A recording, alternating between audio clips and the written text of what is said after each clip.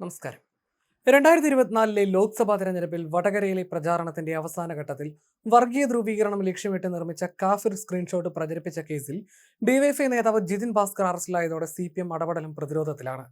Party ഇതുവരെ അണികളോട് പറഞ്ഞ സകല നുണകളും ശാസ്ത്രീയ പരിശോധനയിലൂടെ പോലീസ് പൊളിച്ചു കളഞ്ഞു. എന്നാൽ ജിതിൻ ഭാസ്കറാണ് സ്ക്രീൻഷോട്ട് നിർമ്മിച്ചതെന്ന് ഇപ്പോഴും തെളിയിക്കാൻ കഴിഞ്ഞിട്ടില്ല. അത് ആദ്യം പോസ്റ്റ് ചെയ്തത് ഇയാളാണെന്ന് ഉറപ്പാണ്. പക്ഷേ ഇത്തരമൊരു മ്ലേച്ഛമായ ചിന്തയ്ക്ക് പിന്നിലെ സൂത്രധാരൻ ആരാണെന്നാണ് UDF സർക്കാർ അധികാരത്തിലേറിയതിനു ശേഷം നിയോഗിക്കപ്പെട്ട പുനരന്വേഷണ സംഘം പരിശോധിക്കുന്നത്. അതിനിടെ ഉന്നതനായ ഒരു CPM നേതാവിന്റെ നിർദ്ദേശപ്രകാരമാണ് സ്ക്രീൻഷോട്ട് നിർമ്മിച്ചതെന്നും ഇയാളെ രക്ഷിക്കാൻ പ്രതികൾ കുറ്റമേൽക്കുകയായിരുന്നുവെന്നും പറയുന്നു. ഡിവൈഎഫ്ഐ വടകര ബ്ലോക്ക് കമ്മിറ്റി അംഗവും CPM തിരുവള്ളൂർ തുരുത്തി ലോക്കൽ കമ്മിറ്റി അംഗവുമാണ് ഇപ്പോൾ പിടിയിലായ ജിതിൻ ഭാസ്കർ. കേസിലെ ആദ്യ ഔദ്യോഗിക അറസ്റ്റാണിത്. ഇനിയും കൂടുതൽ പേരുടെ അറസ്റ്റ് ഉണ്ടാവുമെന്നാണ് വിവരം. പോലീസ് അന്വേഷണത്തിലെ കണ്ടെത്തലുകൾ ഇങ്ങനെയാണ്.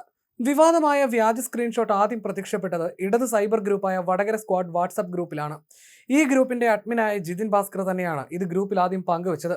ഡിജിറ്റൽ തെളിവുകളുടെ അടിസ്ഥാനത്തിലാണ് ജിതിനെ പോലീസ് അറസ്റ്റ് ചെയ്തത്. പക്ഷേ ഇയാൾ തന്നെയാണ് ഈ വ്യാജ സ്ക്രീൻഷോട്ട് നിർമ്മിച്ചതെന്ന് ഉറപ്പില്ല. ജിതിനിൽ നിന്ന് ലഭിച്ച സ്ക്രീൻഷോട്ട് മറ്റൊരു ഡിവൈഎഫ്ഐ നേതാവായ റിബേഷ് രാമകൃഷ്ണൻ റെഡ് എൻകൗണ്ടർ എന്ന ഗ്രൂപ്പിലേക്ക് കൈമാറി പ്രചരിപ്പിച്ചതായും അന്വേഷണ സംഘം കണ്ടെത്തിയുണ്ടായി. ഈ റിബേഷ് രാമകൃഷ്ണന്റെയും അറസ്റ്റ് ഉണ്ടാവുമെന്നാണ് അറിയുന്നത്. കേസിൽ പോലീസ് ചോദ്യം ചെയ്യാനിരിക്കെ ഡിവൈഎഫ്ഐ വടകര ബ്ലോക്ക് പ്രസിഡന്റ് പദവി ഒഴിഞ്ഞിരിക്കുകയാണ് കേസിലെ മുഖ്യ കുറ്റാരോപിതനായ റിബേഷ് രാമകൃഷ്ണൻ.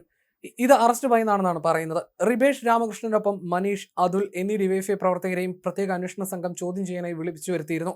വടകര ക്രൈംബ്രാഞ്ച് ഓഫീസിലായിരുന്നു ചോദ്യം ചെയ്യൽ. Red volunteers battalion WhatsApp group അംഗങ്ങളാണ് അതുലും മനീഷും. കഴിഞ്ഞ LDF സർക്കാരിന്റെ കാലത്തുണ്ടായ സ്ക്രീൻഷോട്ട് അന്വേഷണം എങ്ങും എത്തിയിരുന്നില്ല. പിന്നീട് UDF സർക്കാർ അധികാരത്തിലേറിയതിനു ശേഷം രൂപീകരിച്ച പ്രത്യേക സംഘമാണ് കേസിൽ തുമ്പുണ്ടാക്കിയിരിക്കുന്നത്.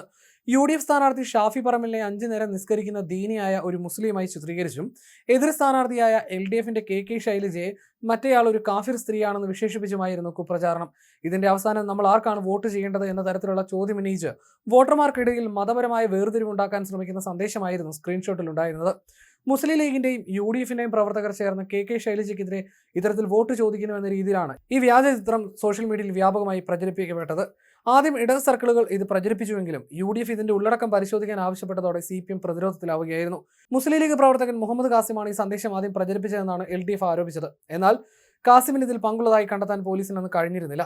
സ്ക്രീൻഷോട്ട് നിർമ്മിച്ച യഥാർത്ഥ പ്രതിയെ കണ്ടെത്താൻ കഴിഞ്ഞില്ലെന്ന് കാണിച്ച് പോലീസ് പിന്നീട് കോടതിയിൽ റിപ്പോർട്ട് നൽകുകയും അന്വേഷണം വഴിമുട്ടിപ്പോവുകയുമായിരുന്നു. ഇപ്പോൾ UDF അധികാരത്തിൽ വന്നതോടെയാണ് ഇതിൽ പുനരന്വേഷണം വന്നത്. യഥാർത്ഥ പ്രതികളെയും സന്ദേശത്തിന്റെ ഉറവിടം കണ്ടെത്താനായി കോഴിക്കോട് റൂറൽ SPയുടെ നേതൃത്വത്തിൽ പുതിയൊരു അന്വേഷണ സംഘത്തെയാണ് സർക്കാർ നിയോഗിച്ചിരിക്കുന്നത്.